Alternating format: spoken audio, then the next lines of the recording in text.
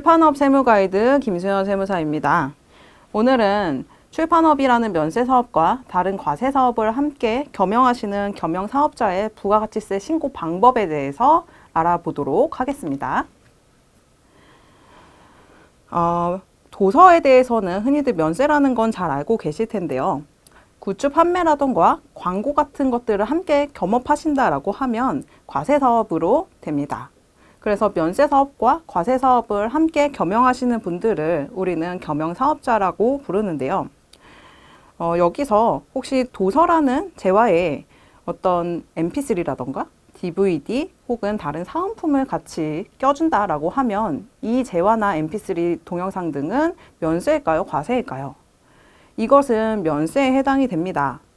이는 도서라는 면세, 주된 공급에 부수되어서 공급되는 재화나 용역에 해당이 되시기 때문에 면세라고 이해를 하시면 되겠습니다. 면세와 과세 매출은 면세 매출, 과세 매출의 귀속이 너무나 명확하기 때문에 발생하시는 그대로 신고를 하시면 되는데요. 오직 출판업, 즉 면세 재화에 대해서만 매출이 발생하시면 이제 계산서 발급을 하시고 면세 매출로 신고를 하시면 되고요.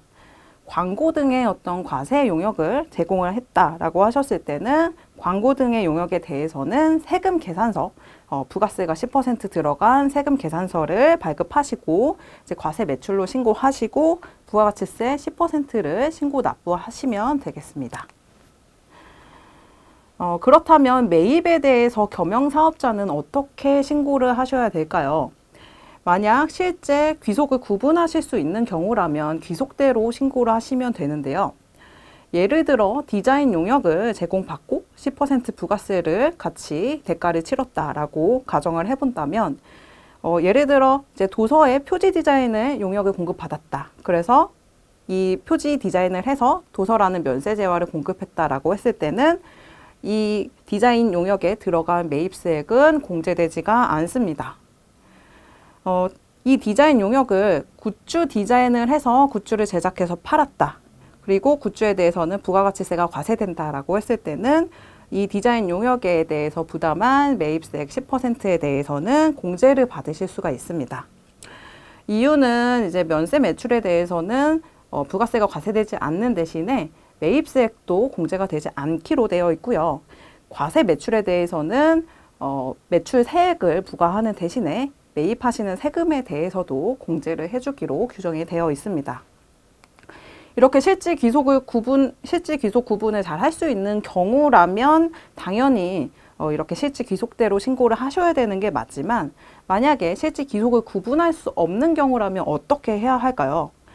실질 귀속을 구분할 수 없는 경우의 대표적인 예가 임차료라고 할 수 있는데 예를 들어 도서라는 면세 재화를 생산하는 곳과 그리고 굿즈를 만드는 곳이 동일한 곳에 있어서 임차료가 발생을 한다라고 했을 때는 실제 귀속을 구분을 할 수가 없기 때문에 이제 세법에 정해진 방법대로 안분을 하셔야 됩니다.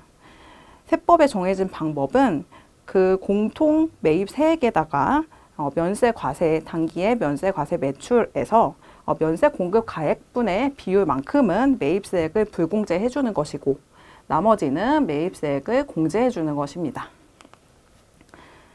하지만 이런 매입세액 안분 계산을 할 때도 안분 계산의 실익이 있는지 없는지에 따라서 안분 계산을 생략하는 경우들이 있습니다. 첫 번째는 면세 매출이 5% 미만인 경우인데요. 단 이 경우에도 공통 매입세액이 500만 원 이상인 경우에는 안분 계산을 하시는 거고 또 공통 매입세액이 5만 원 미만인 경우에도 이제 매입세액 안분 계산을 생략하시게 됩니다. 그리고 단기에 매입을 해서 단기에 팔았다 이런 경우에도 이제 매입세액 안분 계산을 생략하게 되는데요. 매입세액 안분 계산을 생략하는 거는 이제 공통 매입세액이 발생했을 때 전액을 공제 또는 환급해 주겠다. 그러니까 이 사업자에게 유리한 방식대로 해주겠다라는 것이기 때문에 이러한 규정을 잘 활용하셔서 절세를 하시기 바라겠습니다. 감사합니다.